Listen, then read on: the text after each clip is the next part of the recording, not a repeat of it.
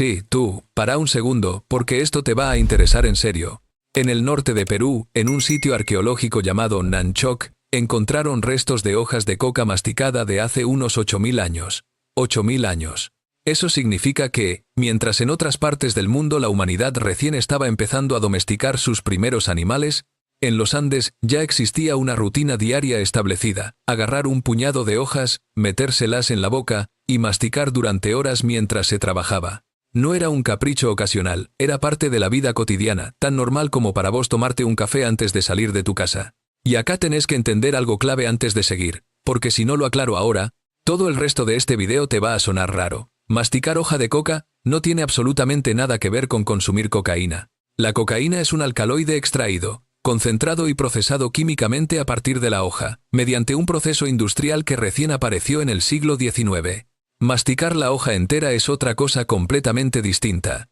Una liberación lenta, suave, de una cantidad mínima de alcaloides, mezclada con montones de otros compuestos, vitaminas y minerales que la planta entera contiene de forma natural. Es la diferencia entre morder un grano de café crudo y pliega tomarte 10 expresos encima de la mesa en 5 minutos. Mismo origen, efecto completamente distinto. Ahora bien, ¿por qué tus antepasados en los Andes necesitaban esto todos los días, sin excepción? La respuesta tiene que ver, en gran parte, con algo que hoy casi nadie de nosotros enfrenta en su vida diaria: la altitud extrema. Gran parte de la civilización andina se desarrolló a más de 3000, 4000, incluso casi 5000 metros sobre el nivel del mar. A esa altura, el aire tiene muchísimo menos oxígeno disponible, y el cuerpo humano sufre lo que se conoce como mal de altura, dolor de cabeza, náuseas, fatiga extrema, dificultad para respirar con esfuerzo. Y la hoja de coca, masticada de forma constante, ayuda directamente a mitigar varios de estos síntomas. Mejora la oxigenación relativa, reduce la sensación de fatiga y calma el malestar estomacal que produce la altura. En otras palabras, para poder trabajar 10 horas seguidas construyendo terrazas agrícolas a 4000 metros de altura, la coca no era un lujo recreativo. Era, literalmente, la diferencia entre poder trabajar o quedarte tirado en el piso sin aire. Y esto se pone todavía más interesante. Los arqueólogos encontraron, en tumbas y momias de distintas culturas andinas antiguas, Chavín, Moche, Nazca, Tiwanaku, y después los incas, pequeñas bolsas de tela llamadas chuspas, diseñadas específicamente para cargar hojas de coca, junto con un objeto clave, una especie de bastoncito, muchas veces hecho de hueso o de metal precioso, usado para sacar cal o ceniza de un recipiente pequeño, porque acá está el detalle técnico que hace que todo esto funcione. Masticar la hoja sola no libera del todo los alcaloides activos. Necesitas agregar algo alcalino, como cal apagada o ceniza vegetal, para que la química de tu saliva pueda extraer el compuesto de la hoja de forma efectiva. Tus antepasados habían descubierto esto, por prueba y error, muchísimo antes de que existiera cualquier concepto moderno de química orgánica.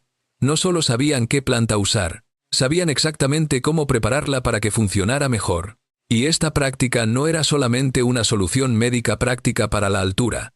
Estaba metida hasta el fondo de la religión y la cosmovisión andina completa. En la cultura inca, la hoja de coca se consideraba sagrada, un regalo directo de las divinidades, y su uso estaba estrictamente ligado a rituales religiosos y ceremonias de estado. Se ofrecía coca a la Pachamama, la Madre Tierra, antes de sembrar un campo.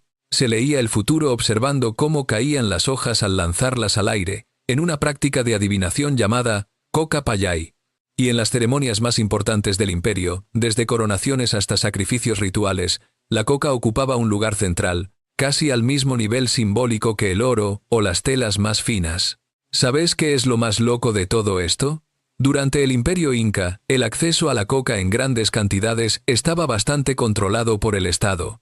No era que cualquiera podía cultivar y consumir toda la que quisiera sin restricción. Los campos de coca más productivos, en los valles cálidos y bajos donde la planta crecía mejor, estaban en gran parte bajo control estatal o de la nobleza, y se distribuía como parte de sistemas de reciprocidad laboral. Si trabajabas en una obra pública para el Estado inca, recibías raciones de coca como parte de la compensación, junto con comida y bebida. Otra vez, como en tantas otras civilizaciones antiguas de las que ya te conté, una sustancia psicoactiva funcionando como parte oficial de un sistema de pago laboral, no como un vicio marginal escondido. Y todavía hay más data arqueológica que confirma la antigüedad de todo esto. En sitios como Real Alto, en Ecuador, y en varios asentamientos tempranos a lo largo de la costa peruana, se encontraron recipientes específicos, pequeños potes de cerámica o calabaza, identificados como contenedores de cal para el consumo de coca, con una antigüedad que en algunos casos se acerca a los 5000 años. Esto significa que la costumbre no apareció de golpe con los incas, que fueron, en realidad, de los últimos grandes imperios andinos, apenas unos siglos antes de la llegada de los españoles. La práctica venía de mucho, mucho más atrás, transmitida durante generación tras generación, atravesando el ascenso y la caída de civilizaciones enteras: Chavín, Moche, Nazca, Huari, Tiwanaku, que ni siquiera tuvieron contacto directo entre sí en algunos casos, pero que igual sostuvieron la misma costumbre diaria de masticar coca como parte central de su cultura. Y hay un dato nutricional que casi nadie menciona, y que probablemente explica una parte importante de por qué esta costumbre se sostuvo durante milenios enteros sin interrupción. La hoja de coca es sorprendentemente rica en calcio, hierro, vitamina A y varias vitaminas del grupo B. En una dieta andina tradicional, donde los lácteos prácticamente no existían antes de la llegada de los españoles con sus vacas y cabras, masticar coca todos los días representaba un aporte nutricional nada despreciable, particularmente de calcio, gracias justamente a la cal que se agregaba para activar los alcaloides. O sea que esta costumbre diaria no solo te ayudaba a aguantar la altura y el trabajo pesado. De paso, te estaba alimentando con nutrientes que tu dieta normal difícilmente te iba a dar de otra forma. Tus antepasados habían encontrado, sin saberlo en términos científicos modernos, una solución que resolvía al mismo tiempo un problema fisiológico de altitud y un problema nutricional de fondo. Y hay otro dato arqueológico que te tiene que sorprender. Analizando momias andinas conservadas de forma natural por el frío y la sequedad extrema de la puna, los científicos encontraron literalmente bolitas de hoja de coca masticada, lo que se conoce como acullico o bolo, todavía alojadas en la mejilla de los cuerpos, exactamente en la posición en la que quedarían si la persona hubiera estado masticando en el momento de morir o hubiera sido enterrada con la costumbre intacta. Y en análisis químicos de cabello de momias andinas, se detectaron rastros de los alcaloides de la coca distribuidos de forma consistente a lo largo de toda la fibra capilar, lo que indica un consumo prolongado, sostenido durante años, no un uso ocasional en alguna ceremonia puntual. Esto confirma exactamente lo que te vengo contando. No era una droga de fiesta. Era una costumbre diaria, integrada a la vida entera de la persona, desde la niñez hasta la muerte en muchísimos casos documentados. Y la ciencia moderna, además, terminó confirmando bastante de lo que tus antepasados ya sabían por experiencia empírica pura. Hay estudios fisiológicos hechos con poblaciones actuales de altura, en Perú y Bolivia, que muestran que masticar coca efectivamente mejora la capacidad de trabajo físico en ambientes de baja disponibilidad de oxígeno, reduce el apetito en situaciones de escasez alimentaria, y tiene un efecto leve mejorando el estado de ánimo general durante jornadas de trabajo agotadoras. O sea que no era superstición sin sustento. Era una tecnología biológica descubierta empíricamente, mucho antes de que existiera cualquier laboratorio capaz de explicar el mecanismo exacto detrás. Otro dato para que dimensiones la escala de todo esto: se calcula que en distintos momentos de la historia andina, el consumo de coca podía representar un gasto de tiempo diario considerable para buena parte de la población adulta, algo tan integrado a la rutina como para nosotros hoy sería el mate, el café o el cigarrillo entre ciertos grupos sociales. No era un evento especial, era el fondo constante de la vida cotidiana, presente en el campo, en el trabajo minero, en los viajes largos a través de la cordillera y en cada ceremonia religiosa importante del calendario andino. Y esta relación tan cuidada, tan regulada, tan integrada a la religión y a la reciprocidad social, estaba a punto de cambiar radicalmente para siempre. Porque cuando los españoles llegaron a los Andes y descubrieron el potencial que tenía esta planta, no la prohibieron ni la ignoraron. Hicieron algo mucho peor, y bastante más cínico. Decidieron explotarla a una escala que tus antepasados jamás se habrían imaginado. Los españoles descubrieron que la coca hacía que los trabajadores forzados en las minas de plata rindieran muchísimo más, aguantando turnos brutales de trabajo bajo tierra sin comer, sin descansar, casi sin quejarse. Y en vez de prohibirla por paganismo indígena, que es exactamente lo que hicieron con la mayoría de las otras costumbres religiosas andinas, incluida buena parte de la propia práctica ritual de la coca, decidieron promoverla activamente entre la población indígena sometida a trabajo forzado. La Iglesia Católica, que en un principio había condenado la coca por su vínculo directo con rituales paganos y con la Pachamama, terminó aceptándola con bastante rapidez, apenas se dieron cuenta de que gravarla con impuestos era un negocio enorme para la corona española. El caso más extremo de todo esto pasó en Potosí, en el Alto Perú, hoy Bolivia, donde se descubrió uno de los yacimientos de plata más grandes de toda la historia humana. Bajo el sistema colonial conocido como la mita, miles y miles de hombres indígenas eran obligados por ley a trabajar en las minas durante meses seguidos, en condiciones extremas, a más de 4.000 metros de altura, respirando polvo tóxico en túneles apenas iluminados. Y para que estos hombres pudieran soportar jornadas de 12 horas o más bajo tierra, casi sin descanso, casi sin comida sólida, los administradores coloniales españoles distribuían coca de forma sistemática, en cantidades industriales, como parte del sistema de explotación. Se estima que en su momento de mayor actividad, Potosí llegó a consumir toneladas de hoja de coca por año, transportadas desde los valles cálidos donde se cultivaba hasta la mina, en una de las primeras cadenas de suministro comerciales a gran escala de todo el continente americano. ¿Ves la ironía brutal de todo esto? La misma planta que tus antepasados usaban como un regalo sagrado de la Pachamama, distribuido con cuidado por el Estado Inca como parte de un sistema de reciprocidad laboral respetuosa, terminó siendo usada por los colonizadores exactamente al revés, como una herramienta química para sacarle el máximo rendimiento posible a cuerpos humanos sometidos a trabajo forzado, sin ningún tipo de reciprocidad real de por medio. La sustancia era la misma. El propósito detrás había cambiado por completo, de sagrado a puramente extractivo. Y esto generó, sin que nadie lo hubiera planeado a propósito, un negocio colonial gigantesco. Los comerciantes que controlaban el transporte de coca desde los valles hasta las minas de altura, se hicieron extremadamente ricos, al punto de que en algunos registros de la época, se calcula que el comercio de coca representaba una porción significativa de toda la economía de la región minera.